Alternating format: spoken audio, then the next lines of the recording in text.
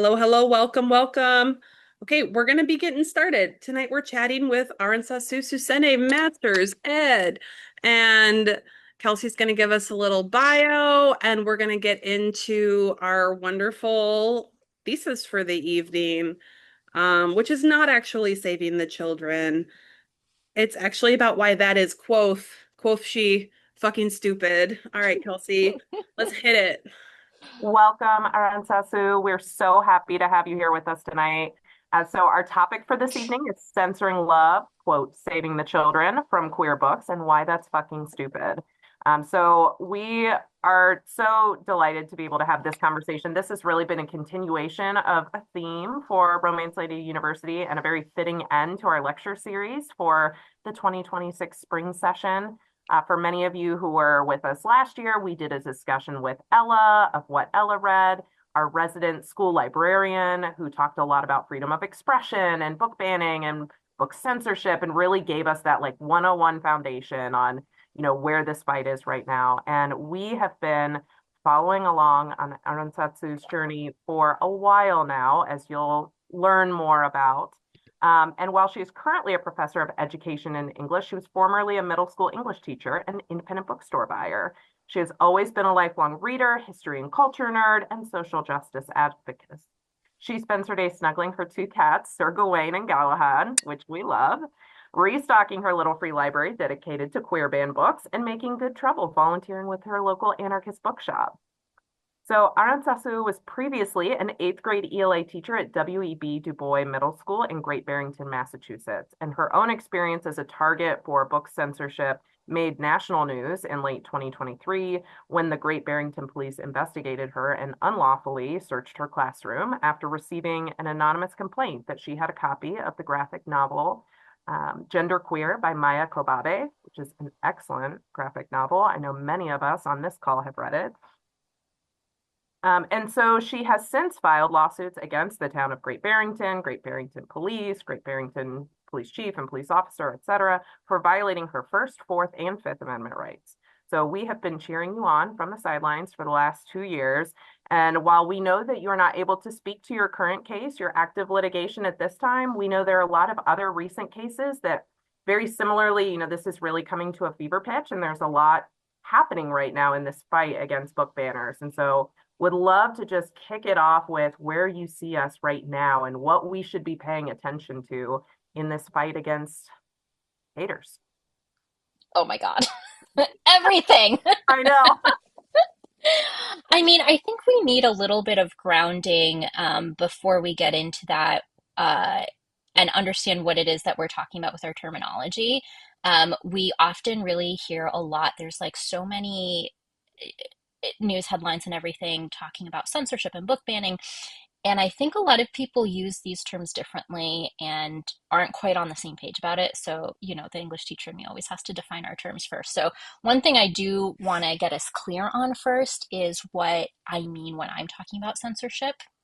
And that is different from something else, which is called curation. So private entities like bookstores or you in your own home or whatever can curate your space, right? There's millions and millions of books in the world, and it is totally okay for you to be like, of the bazillion options I have, I want these 100. And this is going on in schools and school libraries. We have experts who are educators and librarians who are constantly curating because they also don't have the space for every single book published ever. That being said, censorship, what we're usually talking about here isn't when one individual person is like, I don't want to put that inside my home, or a bookseller or a book buyer is like, you know what, let's do this book instead of that book when they're going through their purchase lists. What we're talking about is typically removing access that is meant to be public. And so it's typically talking about the state.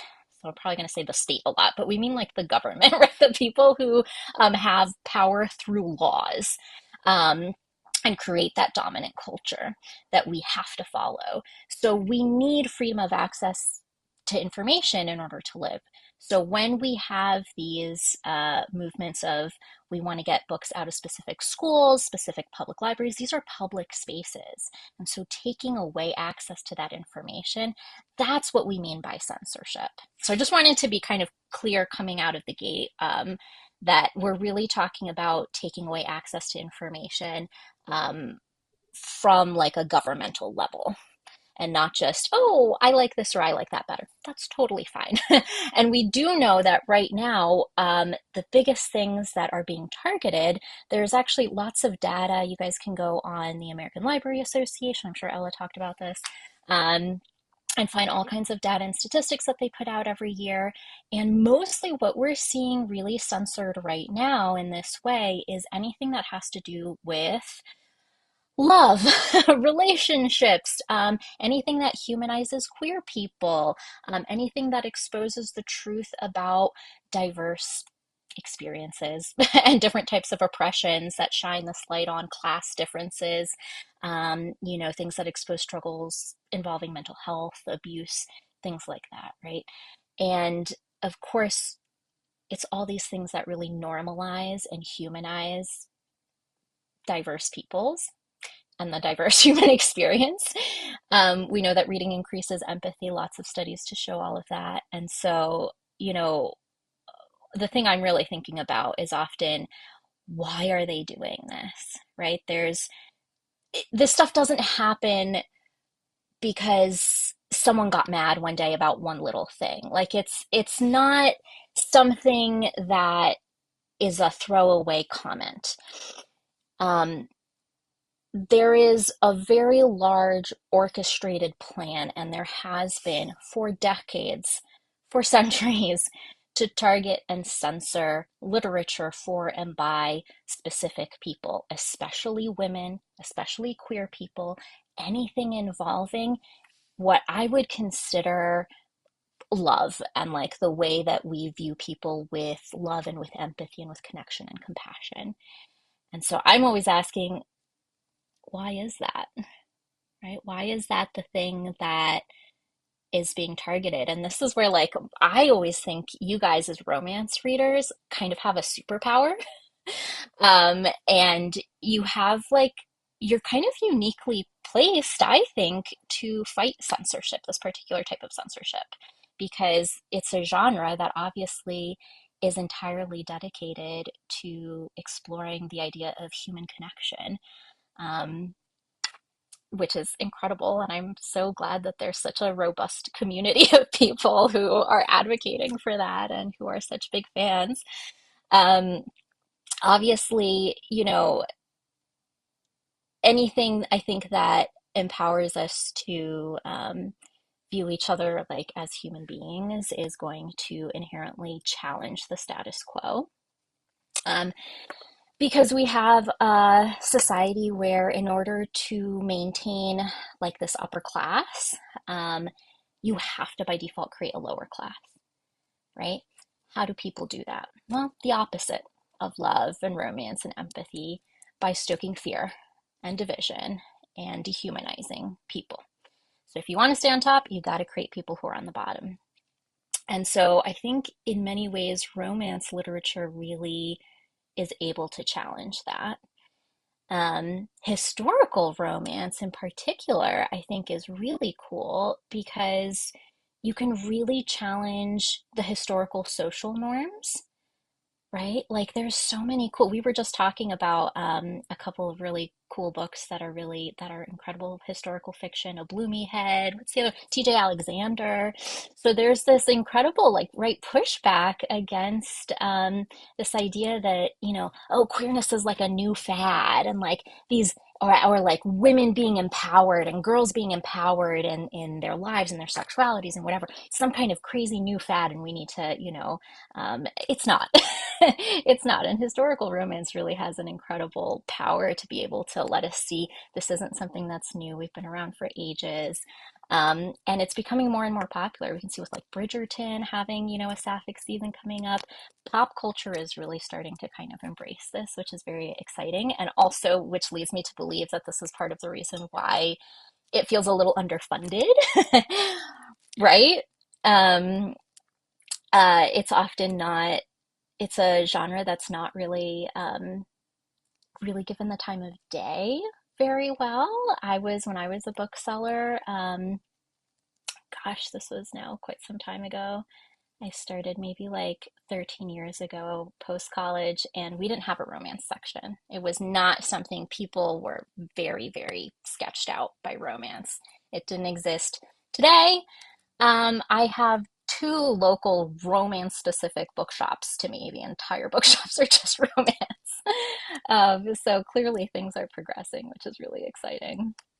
I think that's a really good point.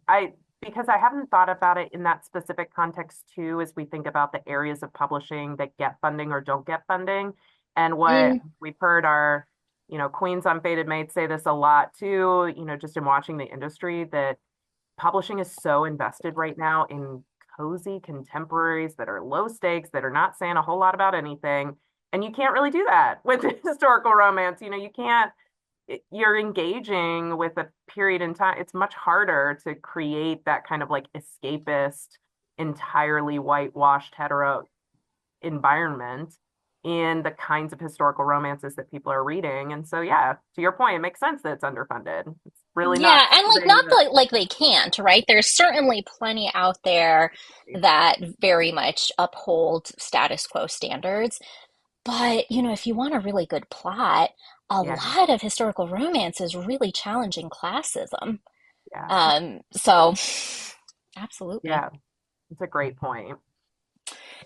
And, the ones that I'm really going to be diving into tonight are the ones that are queer, of course. Yeah. And, we definitely see there's, queer historical fiction and queer literature that deals with romance, whether that's the genre title of it or not, um, are definitely getting a lot of pushback right now.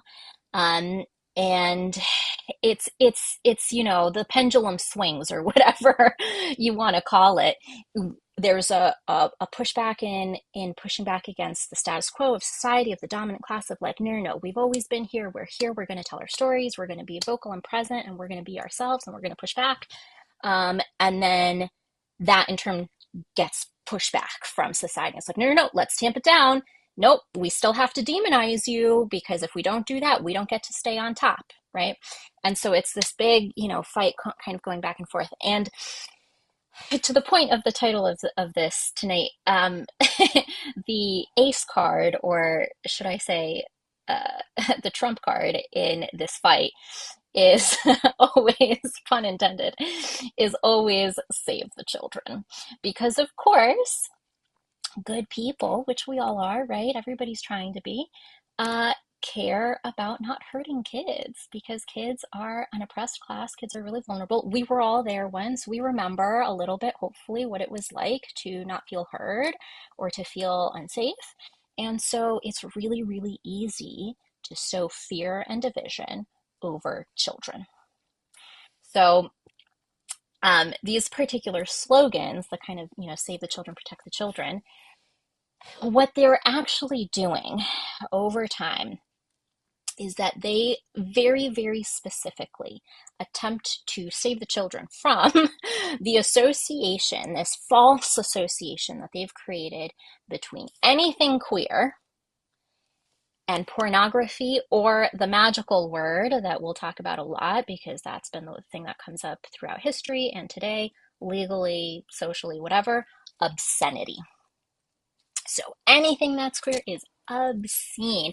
And I do just want to like caveat, I'm going to obviously be talking about, queerness and queer literature, but this concept, this idea of like saving the children from a group that is doing something obscene to children is not specific only to queer people. This is like playbook. This is like a precious fascist playbook um, that is used against any group that they want to demonize, because it's so easy. It's so easy to get people like up in arms about it, because of course we should want to protect kids, right? So, famously this was used against Jewish people during the Holocaust, and for a long time before that, with like, these horrifying baby eating tropes and things like that. So I did want to throw that out there. This is something that's been used for a lot of groups. And I think it gives even more power to what I'm saying here because it's, found all over the footprints of history. So one of the things that I always found really interesting. So you mentioned my history as a middle school English teacher, and I mentioned the ALA. They do a book banned books week every week in the fall. They put out infographics, information, all the statistics on what happened the previous year. And I remember I would always, introduce this with the students, and their number one thing that they would always say was, "Don't they realize we have the internet?" So this is something really interesting. I'm not sure what we're trying to save the kids from um, in this perspective. And what's interesting is they don't seem to be totally sure either. They're like, shouldn't they take away our phones? Shouldn't like we don't understand. We're not even reading those books anyway. And the reality is, yeah, if you want to worry about things with kids, there's so much we could legitimately be worried about. People are trying to repeal anti-child marriage laws. They're not that strong to begin with. Anti-child labor laws, actively attempting to repeal. The very same people, by the way, who advocate for censorship. Um, we have, there's studies about half of all boys by 13 are watching staged pornography for entertainment, which, I have nothing bad to say about the sex industry. It has nothing to do with my expertise, but it is staged, and they have found also in studies that that is something that leads to having a not good understanding of consent. And of course, some issues with that. And notably, famously, not books. It's the opposite. It's the opposite. There's So when much work that goes into finding something titillating in a book that you don't have to do. You can just grab your phone and find it in 10 seconds. Why do they Yeah, it's such a fallacy that kids are going out of their way to, we're gonna find what is titillating in this book. We're gonna find it somewhere and we're gonna be corrupted by it. And it's like you can literally just get out your iPad and get it right now. There's yeah, nothing. yeah. And it's a weird obsession, and we tend to be like super dismissive of it and be like, "Oh my God, that's such a weird, like that's so stupid or something." And here's the thing, it's on purpose. They're doing this on purpose. I'm sure there are some people who are like falling for the propaganda because of because of lack of literacy skills and critical thinking skills, which happens when you ban books. Um, Uh, but for the most part, this is orchestrated on purpose. These people are doing this absolutely on purpose. There is a reason why the entertainment industry, which is primarily run by, white cis dudes who are making bank off of exploiting women, why that is barely touched, and why the thing that's being touched are books that are written by the people who actually have these experiences. Um, so, and we've got so many things that get targeted. Besides that, we've got sex ed classes, which are obviously using nonfiction books in order to help kids keep safe. We have all of the statistics about how that reduces abuse if you like know the names of your body parts. So even when they're really young, teaching them that stuff, people are going like, "Oh, well, we're not talking about it with kids when they're young." Sure, we are. Like, don't you want kids to be safe? Isn't that your whole premise, your thesis? So there's all of these things that, we could argue about it, but at the end of the day, they don't really care, right? This is really just, it's like a bogeyman, right? The reality is, books, if they're nonfiction, that kind of thing, certainly can help with all of these things. But even if they're fiction, they help. Um, Not just with consent and things that are like really obvious like that, but books are a safe way for kids to essentially like fake experience things that are bad. Mm. Okay. So one of the arguments I often hear people who are like anti-censorship, they'll be like, but it's not bad, but it's not bad. It's okay for stuff to be bad. It's okay for stuff to be hard, guys. It is okay for there to be this content in it, because this way kids can experience this in a safe way, in a way where if they're not ready for it, they can put it away.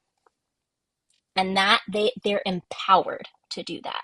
And they learn things about themselves by understanding, you know what, I'm not ready for that yet. I am ready for this. And the other thing is they're able to experience these things. You know, I would get like, oh my God, why are you letting this kid read this thing on school shootings or this, that, or the other? It's like, I appreciate that you don't want them to have to worry about that, but they do, right?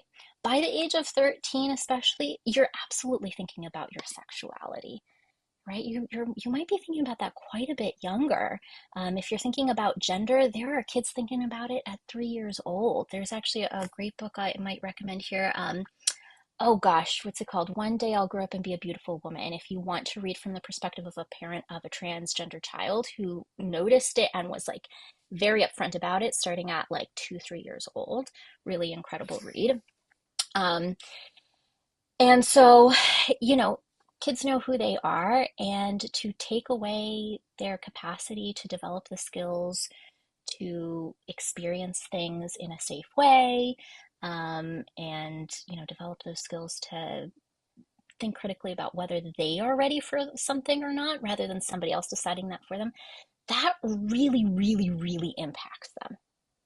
Right? If you don't get the chance to practice these decisions, you don't get good at them. And books allow you to practice that.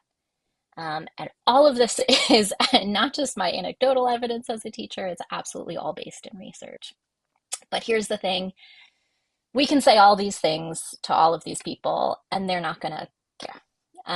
Unfortunately, the other thing that we know is that typically folks who create their belief systems based off of something that isn't facts are not typically going to be convinced to change their beliefs when presented with facts that contradict those beliefs. They're typically just going to like double down and feel persecuted. The thing that we do know helps the most, actually, in challenging those kinds of harmful beliefs is exposure to the people and the ideas that they are pushing away, that they're afraid of, essentially. And so yet again, we have another answer of why this is happening, both right now and historically. That's precisely what they don't want. You know, if you want to stay on top, you have to maintain that division. And books are such a good way to expose people to things that push us past those divisions. Especially, I mean, a lot of people live in areas where they're like the US is highly segregated still. We didn't really move past that in the ways that I think a lot of us maybe learned in history class as kids, right? So books are oftentimes the only way that we can do that. And certainly from the historical perspective, it's one of the only ways that we have access to our own histories and to understanding who we are historically. I love your respect for children. I think that's what Mm, comes through very clearly, and it calls back to Ella had made a comment too around, like when we say a certain topic is inappropriate for children, we're telling children that their experiences are not appropriate for the classroom, like their own lived experiences. And I just hear you saying that so clearly. It's just that recognition of like children have rights too. They have, like these are whole human beings that can choose the things that they have access to and are so much smarter than we ever give them credit for, and have the ability to curate themselves the information that's appropriate for them in a lot of cases. yeah. I love Yeah, that. Yeah. I've heard social workers say that like what you were saying about how books are a safe way for kids to have like a fake experience of something that, they can sort of like pretend to feel it and not actually have to go through it and decide their feelings about that. Um, a social worker I know had said, you don't have to worry about a child. You don't, I mean, not never worry, but if your child is like picking up toys and pretending that they're guns and playing, I have a gun, I'm playing bang, bang, bang, it's a gun, or wanting to play a video game that seems violent, that is not necessarily a child who's like going to be violent in real life. It's actually a pretty normal part of development for young children to be like, well, I know this is wrong and I'm never going to do it in real life. But is there any way I can just like feel it for a minute? And a book is a much, I think, as a parent, it's a safer avenue for kids to explore those things than like picking stuff up and pretending to shoot stuff in the house. But the reality is kids want to try on those feelings. And so much of what is happening in a child's daily life is dictated to them and decided for them. And they need opportunities to just like go places in their mind and wonder about things. Yeah. Yeah, I like very distinctly recall as a kid feeling so frustrated when adults would be like, that's not for you yet. Well, you'll understand when you're older or whatever. And I'm like, give me something. Like, it Yeah. was so frustrating. And I saw that so much in my students and, doing, the education research now and everything supports this idea that like, if you withhold things from them, you're withholding their development. Um, and that's again not to say that curation isn't something and parental guidance and stuff isn't something that is extremely important and wonderful, but there's a difference, right? And the thing that just kills me too is we know that this avenue of interest, student interest, kids' interest in things, is this superpower. Okay, obviously for kids with ADHD, but also for everybody. Being interested, they found that if you give a kid a book or something that they're actually interested in, their capacity, their reading level increases. It's magic. Their literacy, they are capable, there will be words they cannot understand and cannot pronounce and cannot comprehend, and syntactical structures, the works, when it's something that's boring to them. Give the shark kid a book on sharks. Give the queer kid a book featuring something that is just so incredibly beautiful and eye-opening. And suddenly they have these capacities. And so that's also the issue here, that whenever we try to control kids in this way, we are in fact making them dumber. Mm. And again, that's on purpose. A population that is illiterate and that thinks that books and literacy don't do anything for you because it's boring and it's uninterested and it doesn't bring anything meaningful to my life, they're going to be a lot easier to control because they're not going to have that empathy. They're not going to have those critical thinking skills, those literacy skills, right? It's like, and it just kills me because I know parents sometimes will fall for this rhetoric, and I'm like, you're doing the opposite of protecting your kids. It is literally the opposite, and it just kills me.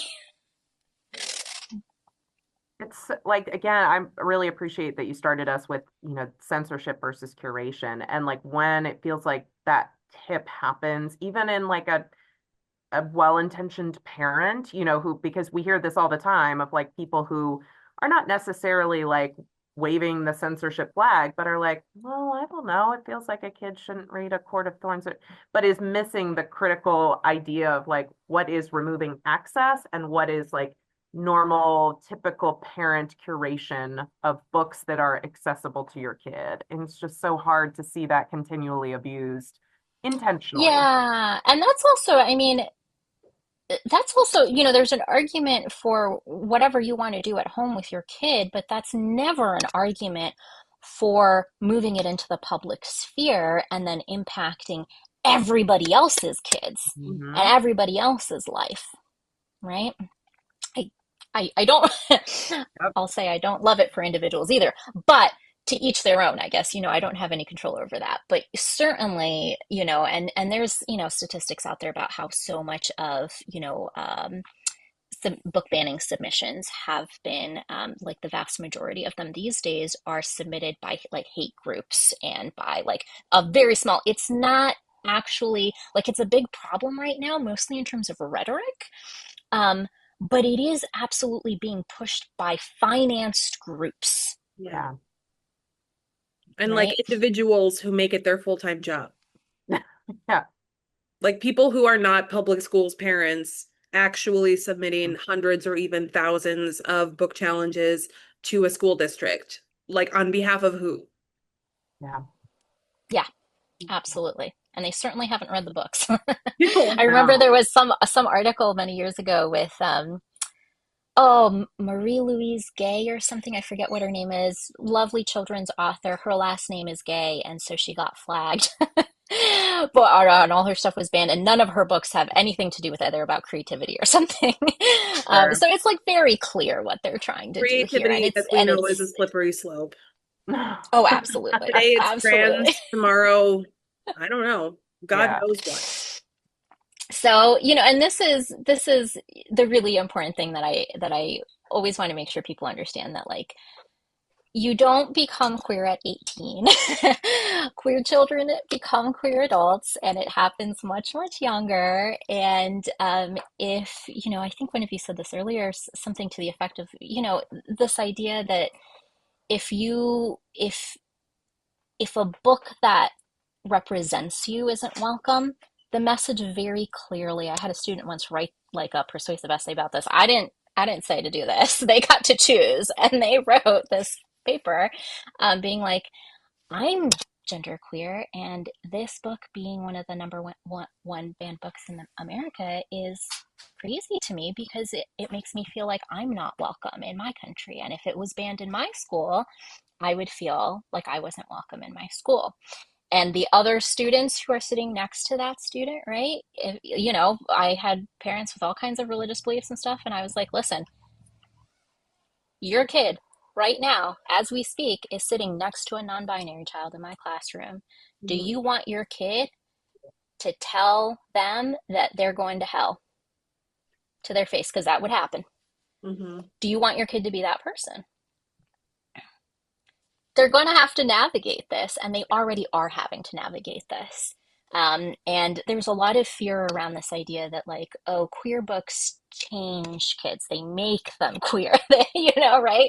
Or like reading romance, right, makes you horny or something. It's like, Yeah. what, chicken or the egg question here, my friend. Um, so it's not that it changes them, right? It's that it removes fear and it affirms them and the people around them to treat them right. And self-actualized people who have that fear removed from them, way harder to control, Mhm. right? So this is a weapon that, we're seeing very much happening today, but I want to like take us into a little bit of history here because I want to make it clear that this isn't something that is brand new. This give and take has been happening for a long time. This very specific thing, the thing about demonizing people and all this stuff, there are very specific origins. People have been weaponizing childhood against queer people for a very long time and calling things obscene for a very long time. So let me talk about just like a few things here. First, have you guys ever heard of the book The Well of Loneliness? No. Oh, perfect. I wish I had a copy near me so I could show you. But this was a book. So we're going back to the 1920s. Going to do a quick highlight reel of the last like century. So let's start 1920s. We've got the ladies can wear shorter dresses now. We're showing a little more off. We're getting a little more empowered, right? We've got the 19th Amendment. We can vote now. There's like an era of liberation and optimism. And in the wake of all of that, we have somebody named Radcliffe Hall, who she went by John with her close friends and family, dressed in male garb, and of course had female lovers. And she writes a book called The Well of Loneliness. And this is sort of like a lesbian coming of age thing. I definitely think if they had used our modern language, probably the word transgender would have been used. They weren't using that type of language back then. Today, not a big deal, but historically, obviously, like really made waves. And To be clear, nothing particularly graphic is described. It is very tame and very gentle. And some writers of that era even said, like, this isn't even that well written. It's like, whatever. Like, why are we even paying that much attention to it? It's like, what, they're like, we're like, what's happening? Why do we care? Affirmation through dismissal. Yeah. Yeah. I was like, oh man, I feel for her having gone through that. No, Um, but thank you. Yeah, but she did this on purpose. And to be clear, I'm using she because that's what was being used at the time. I imagined in modern era she might have chosen a different pronoun, but that wasn't happening at that time. So, one of the things that she said that explained why she did this, why she wrote this book, despite knowing in advance that she was worried about it, right? She wrote to her editor or to her agent and was like, you're going to have to trust me on this one, guys. Like, I know it's going to be something. And so she wrote, I have put my pen at the service of some of the most persecuted and misunderstood people in the world.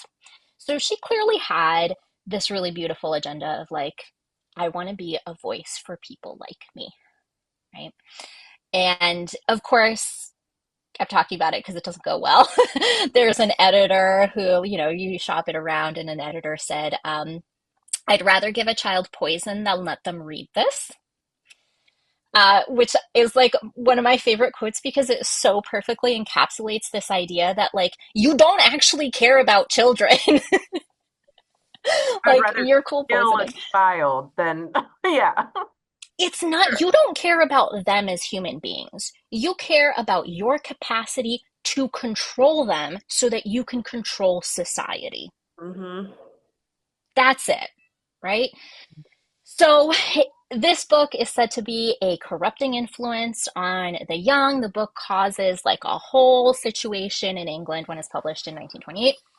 And um, shortly after publication, the books are seized and accused of violating something called the Obscene Publications Act of 1857. So, this is something that's been around for a while.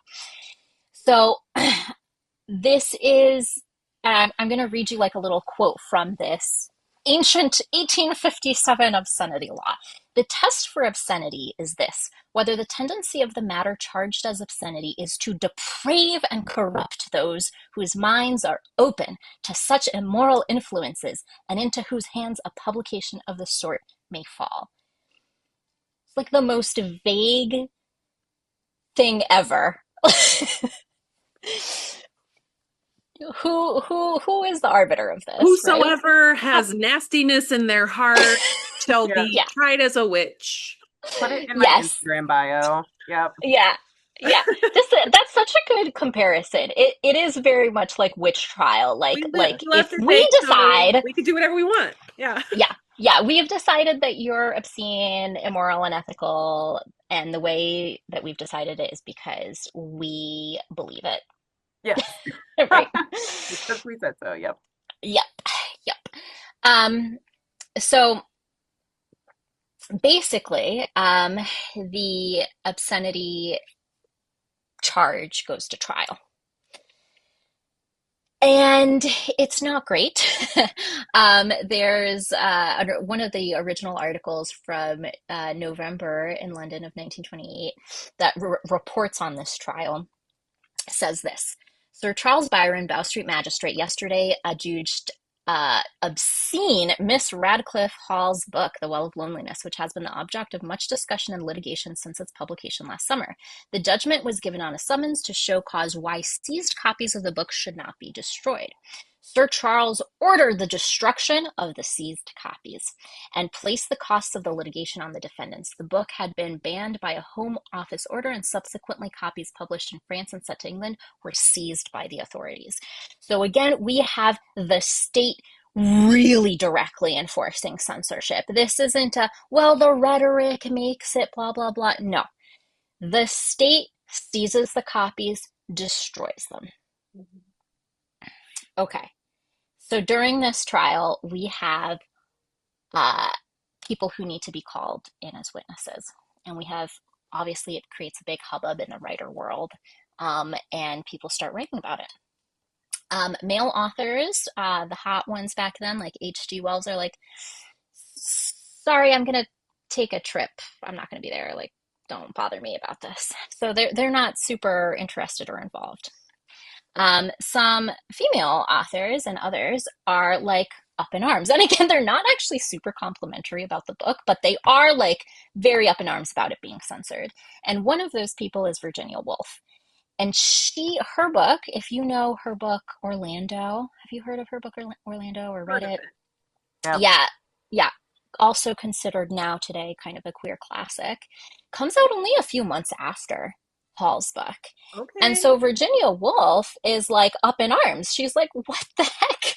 And we have a lot of her like diary entries and letters and stuff. And so she writes in her diary one night, she's like pondering this case and she writes, what is obscenity? What is literature? What is the difference between the subject and the treatment? Mm. Yeah. This is reminding me so much of that episode in season 1 of Outlander when Claire gets tried as a witch and they've got all these witnesses coming to be like, she cured my UTI. How could she do that if she's not a witch? Oh Oh my my God. Absolutely, absolutely. Because there's no greater crime than, in the context of what we're talking about, there's certainly no greater crime than being honest about who you are, than speaking up, than using your voice, than being an artist, you gosh. know. Um, yeah, honesty is a real killer in this society and has been for a really long time. Being part Um, of and helpful to an unsavory community. exactly, exactly. And so the other thing actually that we have that's actually really interesting is that Virginia Woolf co-wrote with E.M. Forster a letter, and that they published together on this, and I think it's really interesting. They both together said, novelists in England have now been forbidden to mention lesbianism. Although forbidden as a main theme, may it be alluded to or ascribed to subsidiary characters, writers produce literature and they cannot produce great literature until they have free minds. The free mind has access to all knowledge and speculation of its age, and nothing cramps it like a taboo.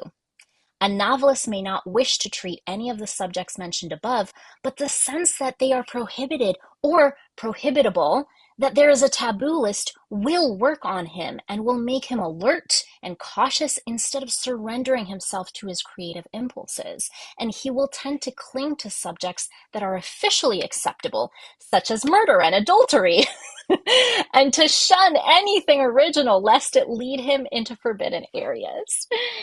So I love this because it's so clearly, obviously, a little bit funny to us now in terms of like the things we're juxtaposing as acceptable in society or not. But this really points out something that is a big deal, has been for a long time, and certainly is today, which is something that we call soft censorship. I don't love that term because it makes me, I don't know, it sounds like it's less bad, but it really isn't. But it refers to this idea that that they're talking about here of people are going to, or self-censorship as well, or pre-compliance as well, right? This idea that like if you know that there's like you might get crap about something, you're not even going to let yourself go there. And so absolutely, they're particularly concerned as writers with, the stifling of the creative. As an educator, I'm really concerned with the stifling of, the reader, whether you're a child or an adult. But ultimately, it is stifling to society. It does stop progress. And again, that's on purpose. Mm. Yeah, the chilling effect. Yes, the chilling effect. Yeah, that's yet another term used for it. Absolutely. So this is going on then. It's going on now. But what ended up happening, I mean, the point was proven because the US publisher who had originally bought the rights to The Well of Loneliness by Hall had that chilling effect. They were like, you know what? I'm scared shitless. I'm not going to publish this. I don't want to get sued. So the publisher just sits on it. And some other writers are like, absolutely not. We're gonna do it. Even like we don't even care if we like the book or not. Like we're gonna take this fight up. So they fundraise to actually buy the rights to this book. And one of the people who they recruit to help them with is somebody named Morris Ernst. Morris Ernst goes on to found the ACLU, the American Civil Liberties Union, is it? Yeah, that's correct. Yep. Which was one of the organizations that helped me. Really incredible. So they produce it, they publish it, they actually charge like twice as much as you normally would for it. It sells like gangbusters. It's amazing. Run to pay for. They're doing great. So what happens? The NYPD busts into the publisher's office in New York City, confiscates 865 copies. That's a lot back then. That doesn't sound like a lot to us now. That is a crazy print run of what is left. Do you know how long someone had to go like this to make all that? Yeah, I must have taken them a long time. I don't know how they were making books back then. But they bust in there, the cops bust in there, they confiscate these books.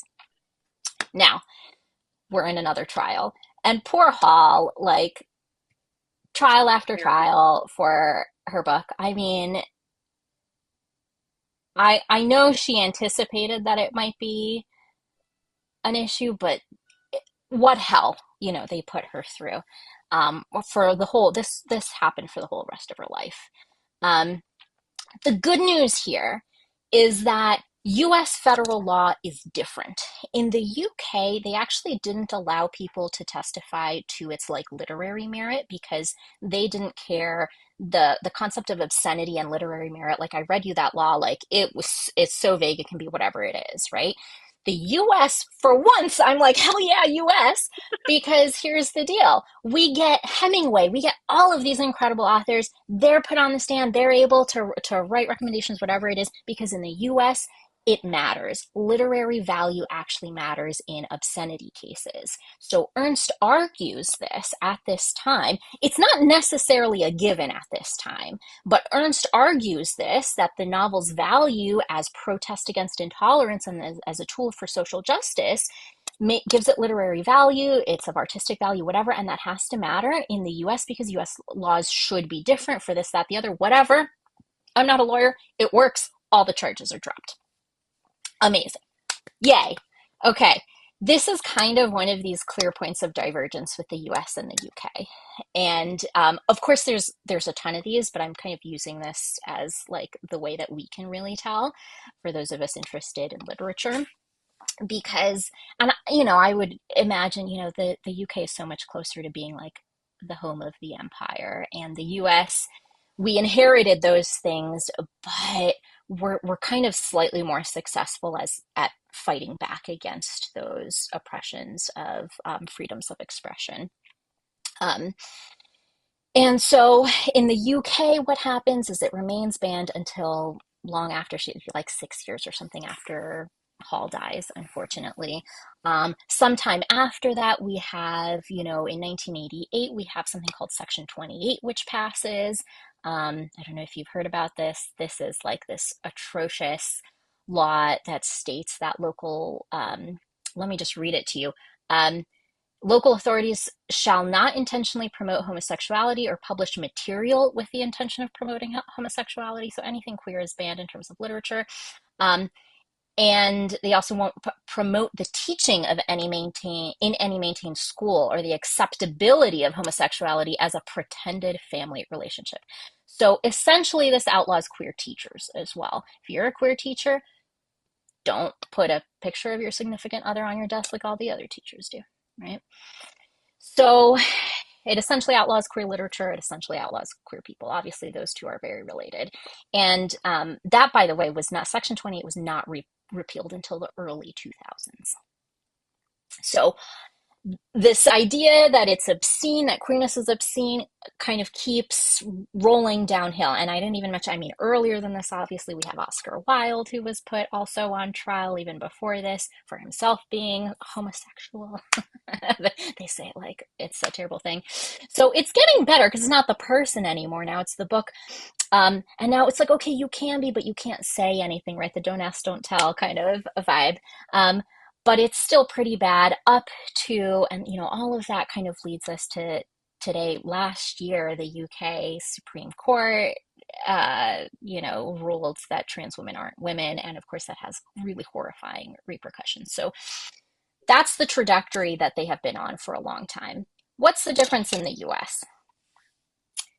Not that it's not bad, but there's also some good, and it's really interesting. So in the US, post Radcliffe Hall, we have the Lavender Scare, of course, which goes hand in hand with the anti-communist Red Scare, where people are concerned about government employees. And so a ton of queer government employees, mostly gay men, are ousted from the government. And then we move into the 1970s. And this is when we have somebody else who I think is really fascinating. This is like the opposite of Radcliffe Hall or John, Anita Bryant. Have you guys heard of Anita Bryant before? Yes. I love to hate on Anita Bryant. And she died last year before maybe, which was exciting. And nobody knew and nobody cared. It was great. She really died But recently? yeah, like Wow. very recently. She was very young in the 70s, young, beautiful white woman. She was like a singer or Is something she the one obscure who that took a nobody pie cares to about. the face? Yes, Yeah. yes, yes, yes, yes. Yes, everybody go look that up. It's very cathartic. But she made, I think, her like wealth and fortune, which she lost, I think, but she was like the face of the orange juice lobby, right? Like, why do we Okay. drink orange juice I with breakfast really, I today? really think that They push that. I really think that character in Parks and Rec, who's like the wife of the Sweetums CEO, is based on her. Like, she's like a recurring nemesis of Leslie Knope. She wants Uh, to sell your kid, like a popcorn bucket of soda, and I think she's Oh, based on yeah. her. I didn't think about that. Yep. Maybe. I can see the people from that show knowing Maybe who it's an she is. archetype that she fit. Um, well, and like the crazy thing is, like, she had all these things going for her. The thing that she ends up dedicating her life to is being an anti-gay activist. So she gets very upset when I think it must have been her home county in Florida, pass an ordinance that prohibits discrimination based on sexual orientation. How dare they? Um, let's save the children from equality, everybody. So she literally creates a campaign literally called Save the Children. Um, Literally. And I think that gets challenged later, and she has to change it to like Protect America's Children or something similar because there's already an organization called that or something. I know every But time I see the regardless, phrase "save the children" online, I'm like, now I got to do 10 minutes of research and find out if this is like that one organization that's legit or 100 other things that it could be. I I know, and it's so firsthand killer because I'm like, I experience. agree technically, but Yeah. are you using that in a bad way? So that's Anita Bryant's whole thing. So and like this is where we start really getting into the modern era, these like last 50 years or so of this very specific type of rhetoric. She claims to be Christian and she uses like religious rhetoric to be homophobic. So she claims that queer people are tied to sinfulness and that they are recruiting children and they're molesting children specifically. Here's a quote from her. The recruitment of our children is absolutely necessary for the survival and growth of homosexuality. For since homosexuals cannot reproduce, they must recruit, must freshen their ranks. This is language. This is military, like occupation language.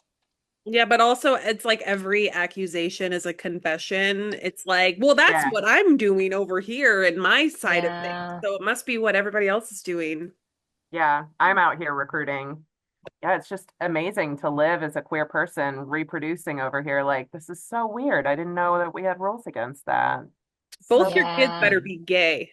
I know. Otherwise, what are you even doing I here? made them. How? Come on. It's amazing. No.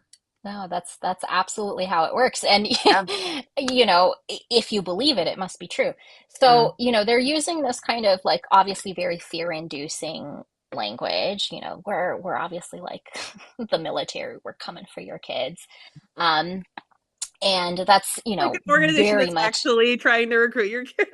I know, it's just the crazy. And this really is, you know, yeah, every accusation is a confession. Keep that in mind. Always, whenever somebody says something kind of unhinged like this, go like, what about you? And Mm. like, you know, post Epstein files, I am like so like times 10,000 with this because this happens constantly. We have constantly people running for office or whatever they are, and they're very pro censorship Mhm. and they're very homophobic. And almost every single time at some point it comes out that Yeah. they're the ones watching and creating child pornography or what have No, you. those are the Every hard drives time. we got to check first for Yes. out loud. It's like, Okay, okay, why are you obsessed with this? You know? I've been putting on like a tin foil hat like this for the last 20 minutes ever since you were talking about the trial for the Well of Loneliness. I started to think about how contemporary romance has like risen in the ranks in on the publishers list and how it's gotten like more and more, I'm sorry, like boring. Like it's just like ultra tropified and safe and cozy and low stakes and not really challenging anything. And meanwhile, historical romance has not followed that same pattern and has therefore been cast Mhm. aside and contracts not renewed, and we don't have money for that and we can't promote that, and the mass market paperback is no longer going to be printed, the very accessible way to get a historical romance historically. And Mhm. I'm just like, am I just wearing a tinfoil hat, or like does it feel like there's maybe something there? I don't know. More There later. absolutely is. I'm telling you, as somebody who worked in publishing and book selling and education and all of these spaces, my whole life has been books. There absolutely is. It's not a tinfoil hat. This is how our society works. Our society is run to make certain people be maintain their power, right? We have a dominant class. They want to keep their power. They run their businesses in a way to maintain that power. Anything that pushes back against that, they might give you a little bit to keep you happy, right? But not enough to actually change anything. So, for example, I mean, romance books used to be sold in grocery stores so that women could buy them. So because they didn't have their own money, they had to use their husband's grocery money without the husband knowing. So they knew enough to give us a little something, something to keep us happy. But those weren't the books that had all of they weren't queer, right? They weren't challenging us to actually leave our husbands or anything or challenge the status quo. So when I say, oh, romance has this like power or whatever, it can, but it doesn't have to, because the people in charge of it, I'm always thinking Harlequin is really dropping the ball. It is unbelievable. I'm Unreal. like, who is running that press over there? I don't know, Into guys. the ground. Harlequin into the ground. The It's ground. unbelievable. They could be millionaires right now if they like listened to probably the three of us. I it's shocking. Some of our very favorite historical romance authors got their start in Harlequin. I think of Courtney Milan and others who were given this like platform, and the early Harlequins did, I mean, help to diversify historical romance. And, now they're out there spinning AI trailers for books Oh and God, graphics and Some yeah. of the most commercials and diverse voices in historical romance started writing our Harlequin. category, and Yep. Harlequin was like that jumping off point, and category was like such an important like aspect of getting a romance author like off the ground. And now it's like, so you're never seeing category books on people's bookstagram roundups. Like you almost have to define what we're even talking about when we mention Yeah. category. And now Harlequin is like, just like delete, delete, delete. And thanks for the millions of words. We're going to go ahead and produce some slop. Yep. Harlequin is Yep. genuinely shocked that Rachel Reed exists. They've not heard about her or any of her books. They've not, it would be like Oh, do really people want bizarre a to try to TV like show print them. tie-in cover? We don't think that they do. Which is But very look at No. these fresh cartoons. And Boys it's with wild cartoons. because we live in a time where we literally have romance bookstores opening up where general interest bookstores didn't even used to have a singular shelf of romance. Mhm. Um, Yeah. and and what's interesting, actually, my local one, shout out to Kiss and Tail in Collingswood, New Jersey. They're incredible, and they just expanded. Thank you very much. And they put up like they framed something and put a plaque on it. And the thing that it was somebody went in there and left a bunch of notes with something, God, what did it said something like, kind of like accusing them of leading young women astray from Jesus and doing the devil's work or I something. remember Mhm. this. Yeah, and like it's so funny to us, but within the context of what we're talking about here, this is exactly the rhetoric that we're talking about that Anita Bryant really, really Yes. popularizes for these last 50 years for us is the queer people are the devil. Romance is the devil. We're leading young women astray. Blah, blah, blah. Like she just kind of exemplifies all that. She didn't invent it, but she certainly exemplifies it and helped amplify it to Mhm. continue. There's also been like this recent scandal, if you heard about this. I'm trying to remember. I don't remember what state it was, Oklahoma maybe, or I don't remember. But a university student, a college student who wrote a paper Oh, literally calling queer people demons, yep. literally, Mhm. and was upset when she failed the assignment, and so upset that she like filed a complaint and got the She like went on Fox professor. News. I was going to say Yeah, she made the yeah, whole she's like the circuit. new Turning Point Yep. darling. Yep. And her mom was like very much involved in all of that. So it was obviously like a planned stage thing because this professor was trans. Meanwhile, So the very paper planned. was dog shit. Yeah, Anybody I who did read read the that Yeah. paper, paper. like, It's not a paper. We can't be calling it a paper, guys. It was like a manifesto. God. But and so she also, Anita Bryant, to that end, to connect with that, she also tries to get behind this legislation to ban gay teachers in the United States. Mhm. It doesn't go anywhere. It doesn't happen. But we know that in the UK it did. So there's like this alternate, I just have like constantly this like alternate dimension or alternate history where I'm like, man, we could have gone down, our the journey that sliding the doors UK, moment. we absolutely could have, right? So they're unsuccessful. Obviously, they are still trying. This is the thing. They're upset that they still haven't been successful with this. The criminalization of queer literature is intended to criminalize queer people, Mhm. right? For a lot of obvious reasons, but one of the big ones is obviously who is it that's championing these things, because who is it that knows better than anybody how beautifully, wonderfully, positively impactful that's going to be on kids? We do, right?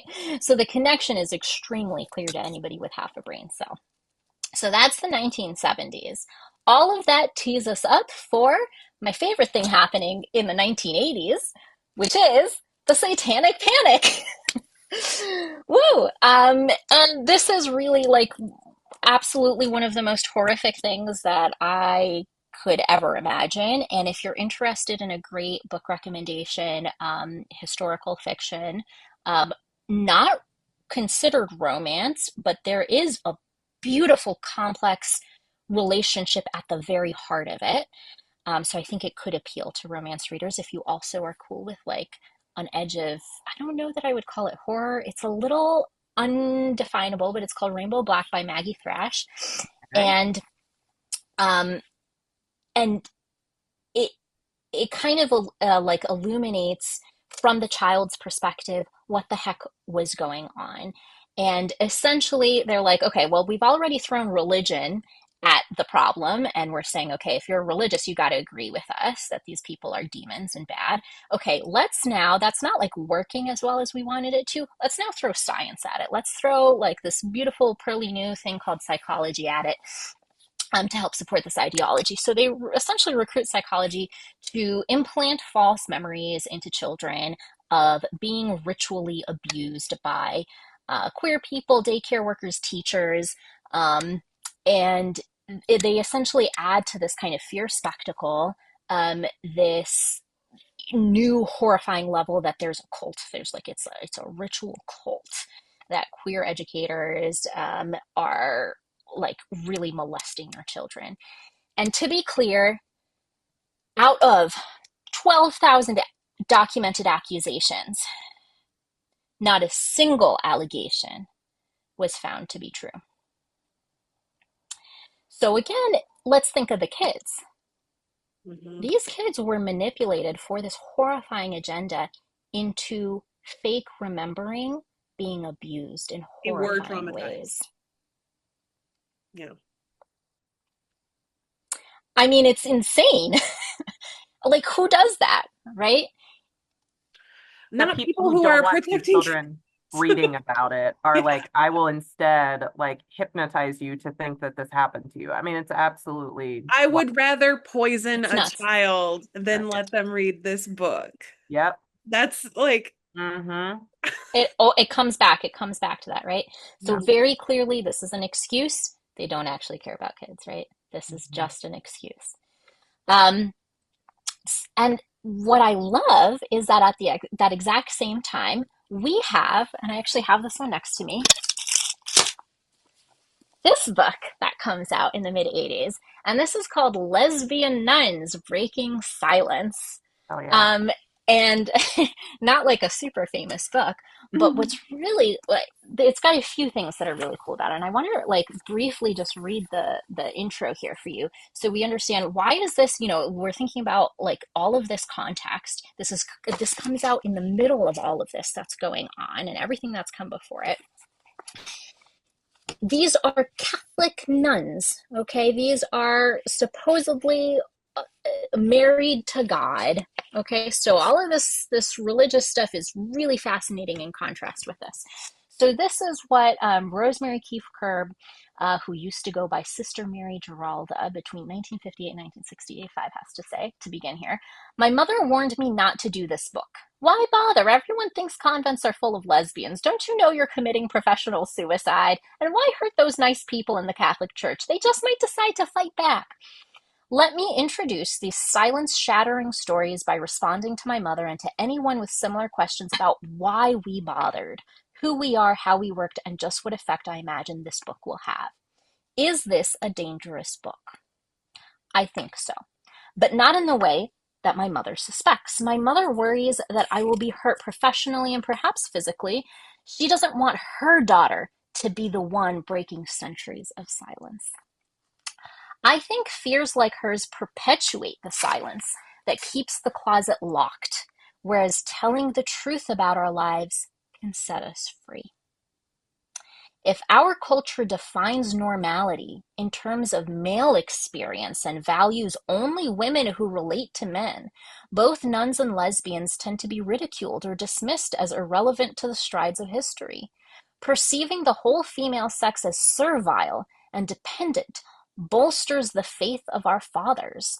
The very existence of autonomous communities of women threatens patriarchal arrogance, and a collection of autobiographical stories from lesbian nuns not only violates patriarchal taboo, it is unimaginable in our polarized society.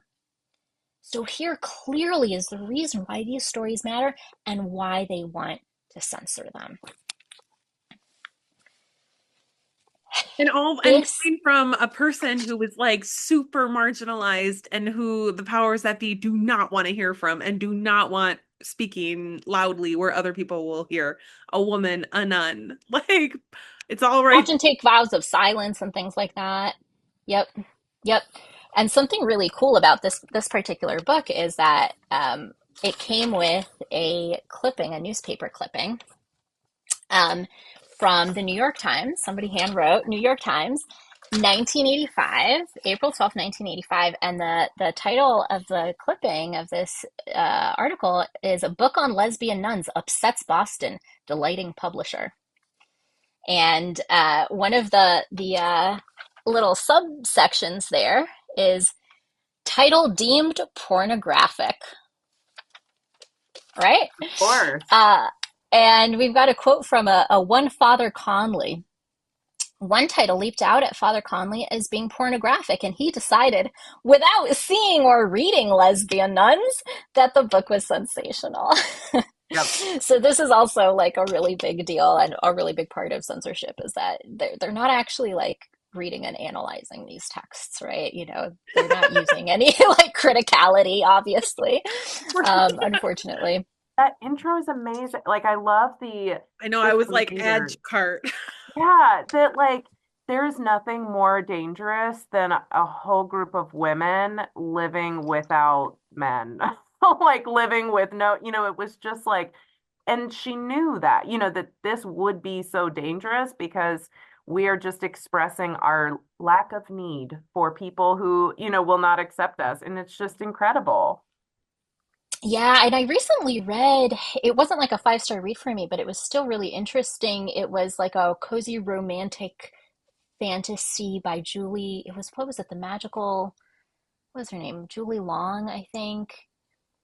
I'll have to tell you the title later, but she mentions in there, there's like a character that talks about how like, oh yeah, there's the nun convent um over there, like, oh yeah, do you want a place to like feel free? You should meet somebody who I think is a lesbian but like feels very repressed or whatever. If you want to feel free, go over there.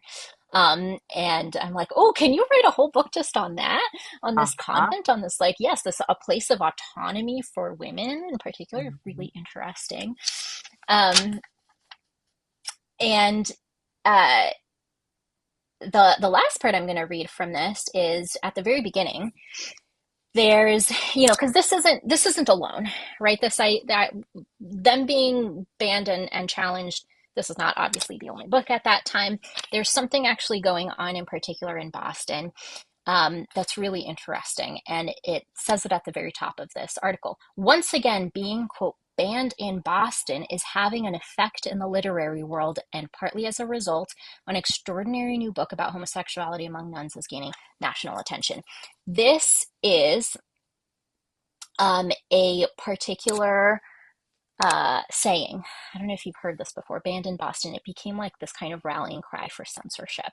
So I know a lot of people think like, oh, and we'll talk about like, oh, that happened in Oklahoma or in Texas or in Florida. And I just want to be really clear that it's important that we understand that censorship is something that happens everywhere. And it's not specific to any one place. Let me read you a quick quote here. This is actually from the judge in my case who decided to not throw out the lawsuit. So, without commentary, I'm just going to read this because this was applicable. The use of obscenity laws to regulate literary works has a long tradition in the United States, particularly in the Commonwealth of Massachusetts, where the Watch and Ward Society infamously implemented a regime so stringent that the term banned in Boston became a synonym for censorship. So, I don't know if you've ever heard of the Watch and Ward Society. No. Okay, fascinating group. They changed their name like a ton. It had to do with like crime and this, that. Some of the stuff they supposedly advocated for, I was like, that seems okay to me. I don't know. They were like against gambling. They Yeah. were like for prison reform. I'm like, cool. But the thing that they were really known for was actually censorship. They were just very pro censorship. Okay. So in the late 19th, like early 20th centuries, you've got the Boston Public Library, which today I'm grateful to have a library card from BPL. They are insanely good. But back then, because of the Watch and Ward Society, they actually had a room that was kept locked with all of the books that were considered objectionable to them. There were tons of things that publishers and booksellers held back from in fear of that this organization's influence. I mean, that's why I don't like calling it soft censorship. This Yeah. isn't soft, right? The fear, it's a very imminent threat. So as soon as you have the state involved, even if they don't come for you, you're worried that they will, and that in and of itself is bad. There's something called the Boston version of plays because they would censor them specifically to put them on in Boston.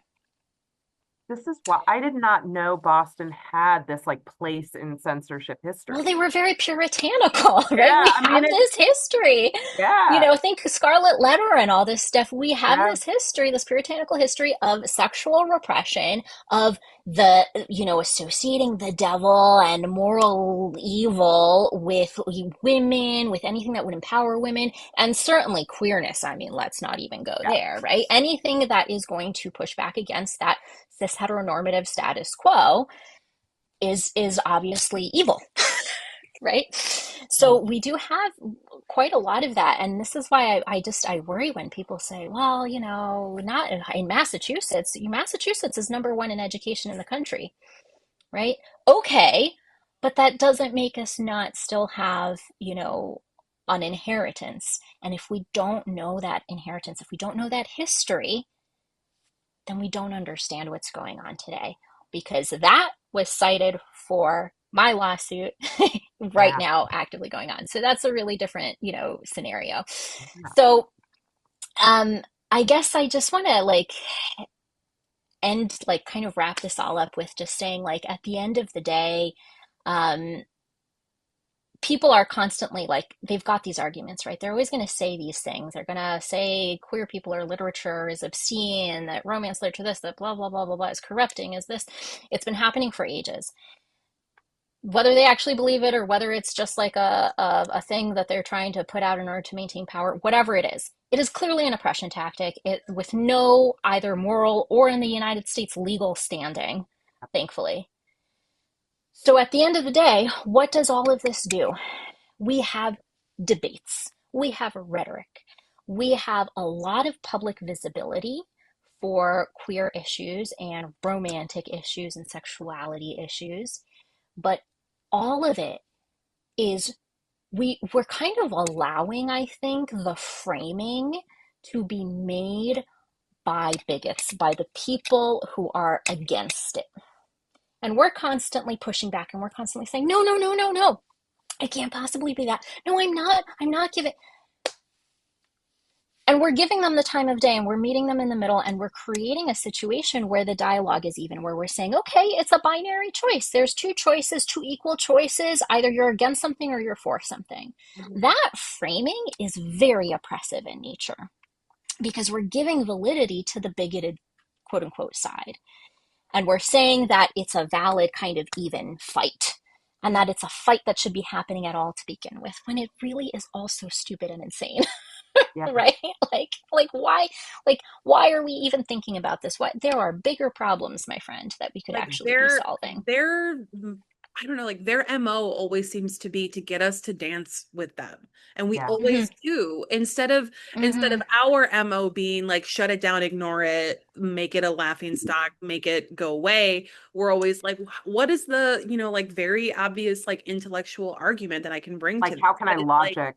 Yeah. And it, yeah, but it's like you can't logic with these people. They're just gonna yeah. double down. And once you've engaged with them, they've won because they wanted you to dance and now you're dancing. Wow. And Yeah. now it's on the national stage. That dance is on the national stage. And now every single queer person has a target on their back. Every single queer teacher has a target on their back, because it's a valid discussion to even be allowed to happen. Right? So my thing is, I would really like everybody to be for things and not just against things. We can be against censorship. Yes, beautiful, wonderful. What are we for? Mhm. We are for freedom, intellectual freedoms, freedom of expression, free access to literature and to information. What can we do? If you're somebody who wants to work on passing laws, creating bills, if you're somebody who, has a large social media following, and you want to really help create cultural conversation, whatever it might be, what can you do to be for something? What can we do to set the standard and set the agenda, instead of always having to snipe back against somebody else, right? We are currently actively in a pretty bad situation right now. There's a federal book banning bill, um, HR 7661, which, you want to know what they called it? Just to the cherry on top of this whole talk, they called it the Stop the Sexualization of Children Act. But what it would actually do is modify the Elementary and Secondary Education Act of 1965 by prohibiting the use of funds under the Act to, quote, develop, implement, facilitate, host, or promote any program or activity for, or to provide or promote literature or other materials to children under the age of 18 that includes sexually oriented material, and for other purposes. So, for example, GSA, the Gender and Sexuality Alliance, which I was a member of as a kid, which was like life-saving, and which I was an advisor for when I was a teacher. And I just like the things I heard kids say that was like so beautiful and liberating for them. That would probably, I think, be outlawed, all of that literature. I mean, it is crazy. It is a crazy, crazy, crazy bill that is actively like working its way through. And we see they are calling it exactly what I would expect based off of what we just learned from history, the Stop Sexualization of Children Act. Can you do me a So, favor and reread the last like 5 words of yeah, what it does? yeah. Um, so it prohibits the funds to host, develop, blah, blah, blah, programs or activities, or anything that promotes literature or other materials to children under the age of 18 that includes sexually oriented material and for other purposes. Okay, that is whosoever has nastiness in their heart shall be tried as a witch. Once again, they are like, and then we put some kind of like Vaseline on the lens, and then whatever we want is under this Yeah. umbrella. Boom. Yep. Yep. With always that excuse of, the Save the Children, they're sexualizing the children. It's a cult, it's a military, it's a whatever it is. The And that's, fetishization of everything. Yeah. I mean, it's just yep. that, like, by existing as a queer person, we're inherently sexual. This idea of like hypersexualization, this like, yeah, Yeah. it's also, Yeah. And like well-meaning people will often be like, well, we're not teaching that to kids or whatever. And I'm like, guys, like, that's stop not the, feeding into that. That's not helpful. Yeah. Young kids do need information in order to prevent abuse. Mhm. Young kids need information about families so that if they have two moms, they don't get made fun of, right? Like, let's it not pretend that any of their points are valid, because all of their points are rooted in bigotry. Mhm. all of their points are rooted in bigotry. And my biggest regret, if my mother is listening at any point as a teenager, is not having access to slutty books, because my God, what I Honestly. would have learned about consent at 15, 16, 17 would have been wildly different from what I actually Would learned. have been helpful. Yeah. Nothing. Like Yeah. Yeah. nothing. Like Yeah, it's and I got my first when I was like 8 or 9 years old. My first exposure to historical romance was a mass market paperback from a thrift shop. My mom was getting something, and I was like, "Hey, mom, can I have this book?" And she's like, "Of course, you can have whatever book you want. I'm not even looking at it." And I took it home, and I was like attracted to it because it had this beautiful woman with long curly red hair, and she was in like a beautiful blue dress, and she was standing in front of this medieval castle in the moonlight. Like, it was just the most beautiful thing I'd ever seen in my life. And I opened it up, and boy, did I get an education. Mhm. And I read certain parts over and over again, and I'm glad that I got that education. I'm glad that I learned that from a book and not from that man called her beautiful names. He was so kind to her, like, I'm And it glad was that I got fake. that, and not, you know, either nothing or something that might have been worse. And it was the safe I'm probably experiment. generalizing, but do you guys know Donut Daddy? Do you guys know who that guy is? He's always like in the kitchen baking a cake, but he's like being intentionally really nasty, like with every Your element. algorithm, Emily, It's is it's just this is not in my algorithm. He's been banished for years from my algorithm, but today I saw somebody posted one of his videos to Threads and just said, "This is the male gaze and I'm not taking questions." And everybody was like, "Agreed. We've never met a woman who likes these videos. They're nasty." He's always like making dough and he'll like slap it, or like in oh this my video God. today he like cuts open a passion fruit and then it's like cracked open with like the pulp coming out, and he like goes down and like licks between the two halves. Like, it's just like really icky, and it like makes my like bones and skin not fit each other. Like, I don't like it. But Well, you but don't have so to be the target audience for okay, everything. but the thing is, people were like, "Who is this for?" And everybody said it's boomer women in his comments going absolutely bananas for this content. I And thought you I were was going to like, say for gay men. I was like, I thought that's where this was going. well, okay, like maybe, but like, Maybe. okay, but I was like, what is it? Like, what is that? And I was thinking, and I was like, I really know a lot of women who started reading romance novels like in their 30s, and they're like, I feel like Yeah. I got my first decent sex ed in my 30s. Yeah. I've already been married to a man for however many years. Like, I finally feel like I know my body and like what I like and whatever, like from reading these books.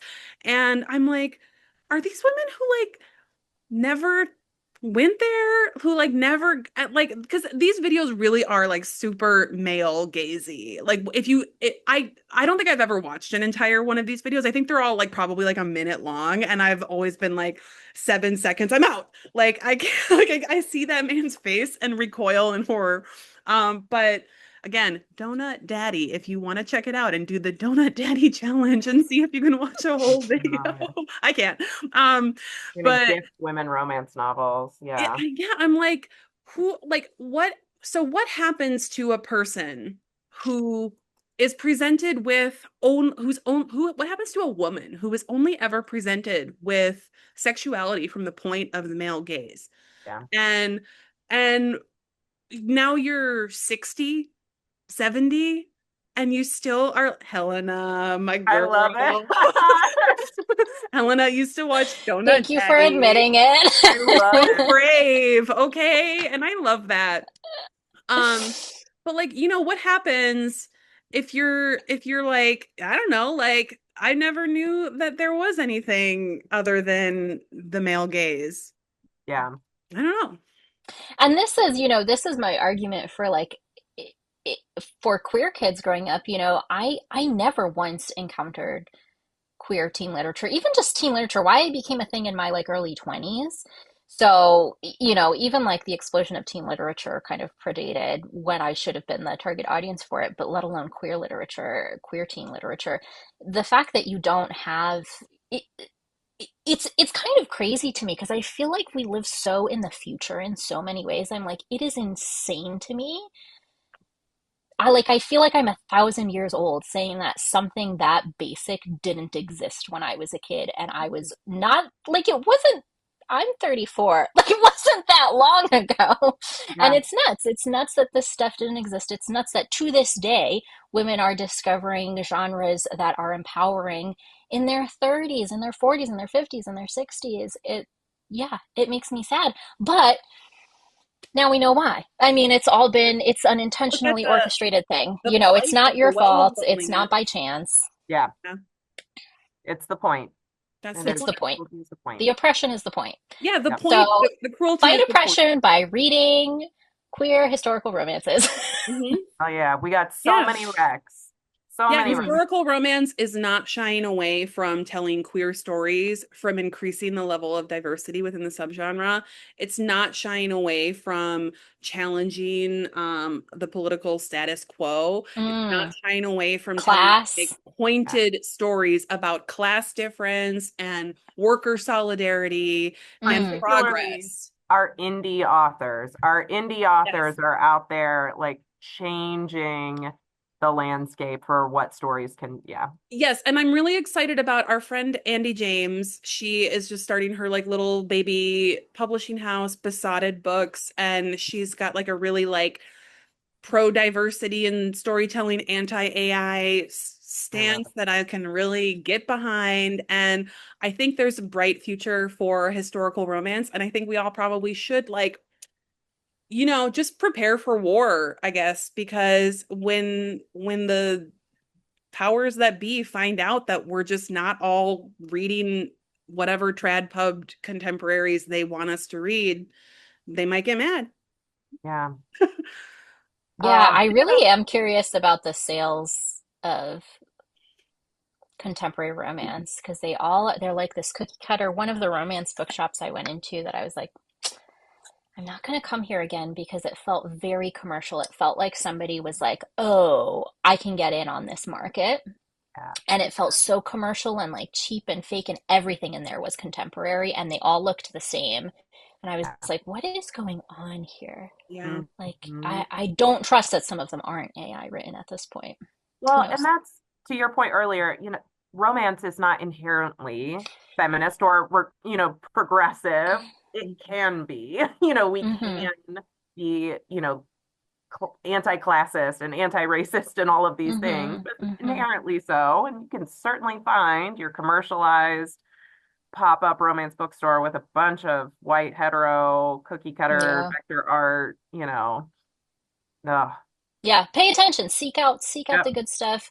Be a conscientious reader. Don't be one of those readers who will be like, I just read what's good. It's like, okay, but the things that get pushed in front of you, whether or not it's good to you or not, are always going to be, again, the thing that maintain the status quo. You do have to go out of your way to analyze your reading patterns and make sure that you're reading diversely. It does really make a difference. Stick with well, and us. I just, Stick with RU. Your fellow students are reading Yeah. wildly diverse books and they are providing I'm like getting all depth my of queer romance inspiration. recs from you guys. I'm like, okay. Yeah, I yeah, mean, like the community is just like every session people are like, I'm going deeper. And then they're just like, see you later. I'm in KU. I'm looking for indie stuff. yeah, And it's like, good. Come back and tell us what you found. yeah. Well, I just really want to thank you for your time. You've been so generous and just like sharing your own research and your perspective as an educator.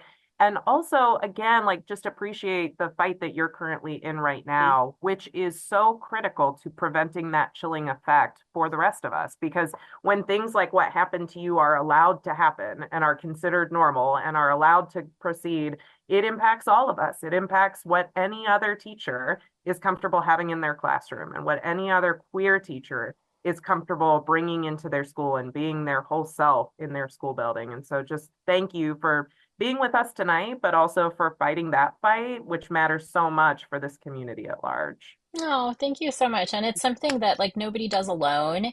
And Mhm. it means a lot knowing that people care and are supportive, like vocally and actively. So, for folks watching, you might not personally be in such a specific predicament and fight, but you well might know somebody who is, who you can be, vocally supportive of. And it really Or makes every difference. your child's classroom or your Yep. local school district's classrooms may be affected by the outcome of the case Yeah. that you are currently involved in. Mhm. And we Yeah, thank and I would also say, even if you're not a parent, a lot of the people advocating for censorship are not parents. You can still pay attention to school board or school committee, whatever they call it, where you are, votes, and you can still show up and be like, hey, I have a question. What would you do if X thing happened? What's your policy on Y thing? How do you feel about this or that or the other? And grill them. Yep. Go email that superintendent. You don't have to have a kid for them to have to reply to you. And Yeah. well, thank you. We are so appreciative. We have learned so much. We are Thank you. band in Thank you for Boston. having me. This was Yes. lovely. I will rant about this topic anytime. Awesome. Thank you. We Thank you. appreciate it a lot.